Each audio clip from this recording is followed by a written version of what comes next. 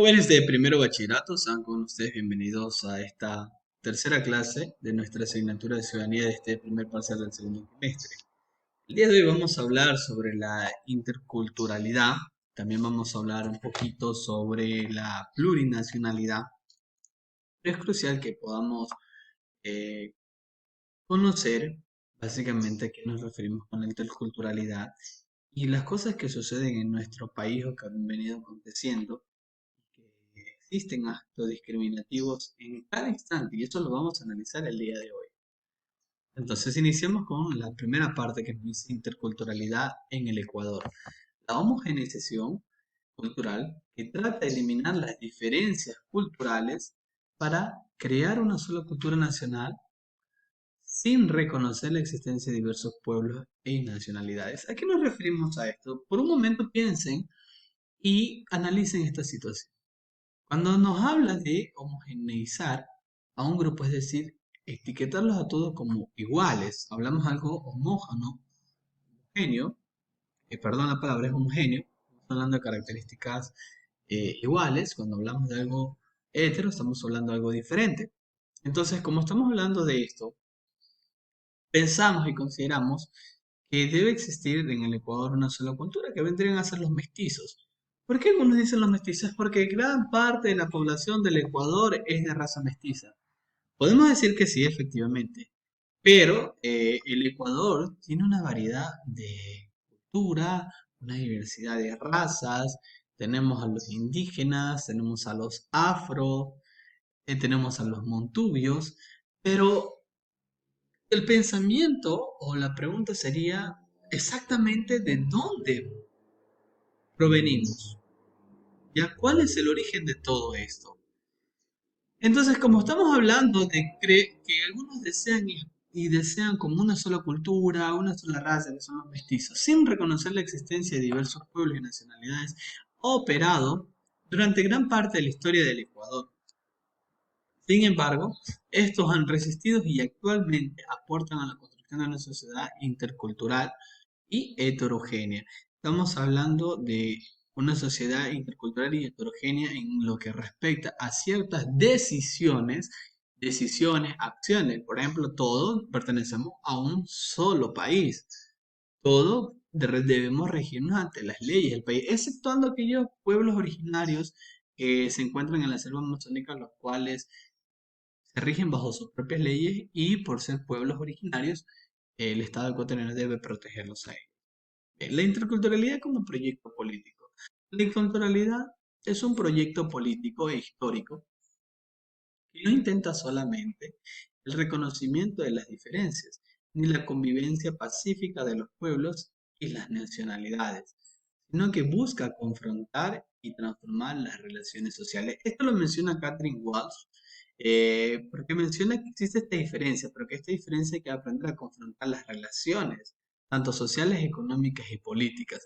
Se trata de un proyecto de alteridad que mira críticamente y conflictivamente las relaciones de poder, el racismo, la exclusión. ¿Por qué hay que criticar? Porque en el Ecuador existe racismo. Los de la costa somos bastante discriminativos con los de la sierra. Los de la sierra son discriminativos con los de la costa. Los de la costa discriminan a los afro. Los de las costas, en su mayoría, los mestizos se consideran blancos.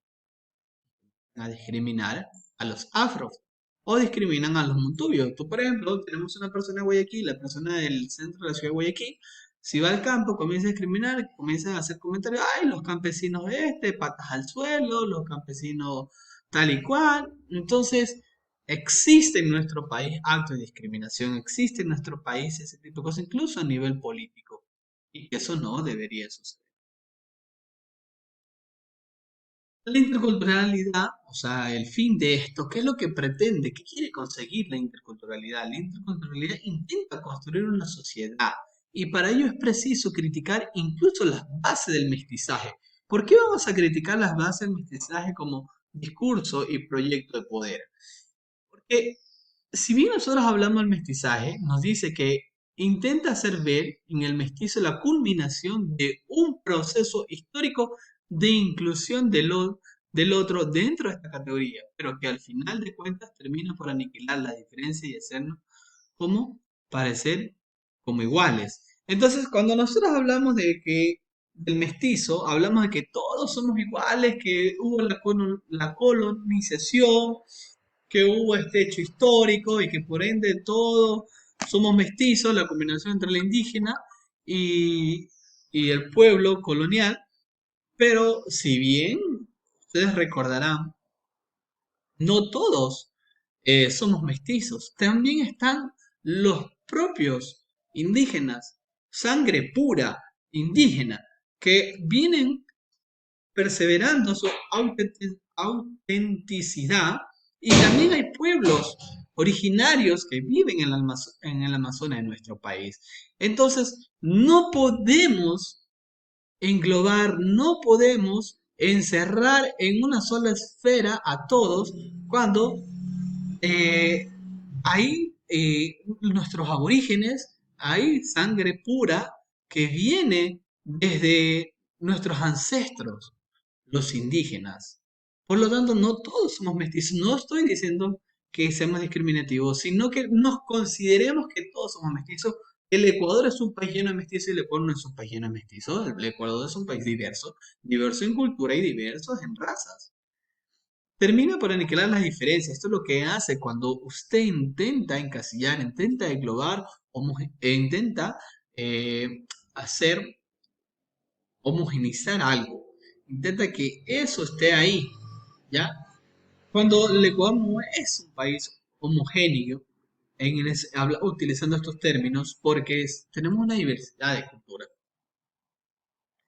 Cuando en realidad dentro del mestizo incluso hay un conflicto entre lo blanco y el otro, entre si es indígena, afro o montubio.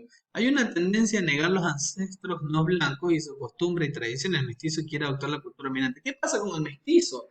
Por ejemplo, si usted ve mi color de piel, pues yo puedo decir, bueno, mi color de piel es un poquito quemadito. Pero cualquier persona lo que va a decir, no, mister, o profesor, o psicólogo, usted es blanco, ¿ya?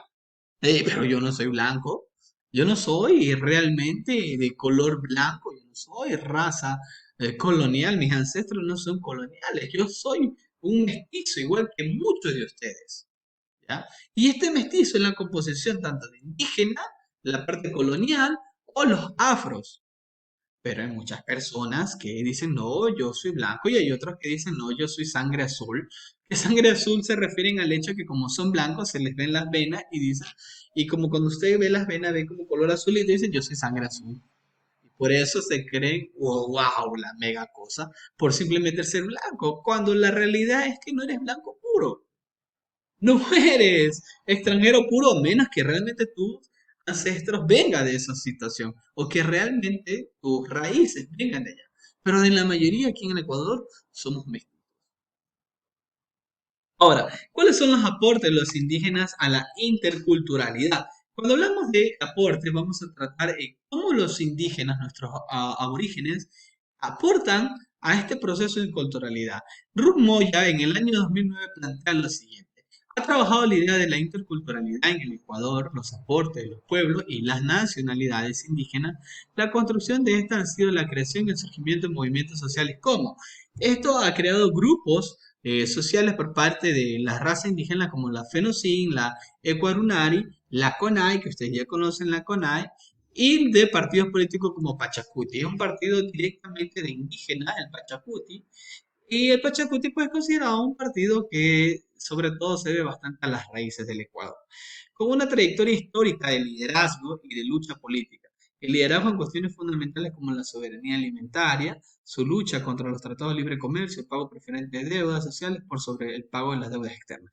Yo quiero que ustedes hagan un recordatorio.